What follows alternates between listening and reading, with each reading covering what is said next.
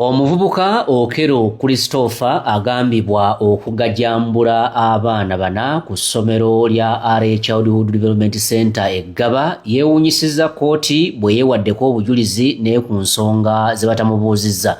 Okero bwe bamugambye okwewozaako ku bujulizi obwamuweebwako ku nsonga z'okutta abaana ategeezezza kkooti nga bwe yagezaako n'okunyagulula bbanka. Okero ono ategeezezza nti era yagezaako n'okutta famire ya muganda we okugisaanyaawo kyokka n'agamba nti okulikoodinga statement nti yatta abaana asobole okufuna obugagga yawalirizibwa buwalirizibwa naye gye biggweredde ng'Okero akkiriza nti abaana bano yabatta wabula nti tekyali kigenderere n'olw'ensonga eyo n'asaba kkooti omusango guno egugobe kubanga ku bujulizi obwamuweebwako tewaliiwo bujulizi bumulumika nti kituufu yatta abaana naye nti yabatta mu bugenderevu.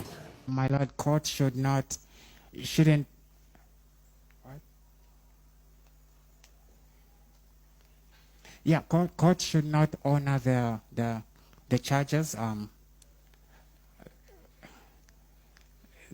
that were brought on me as filed because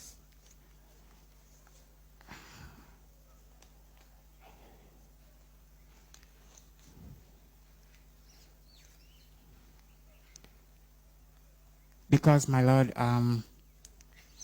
they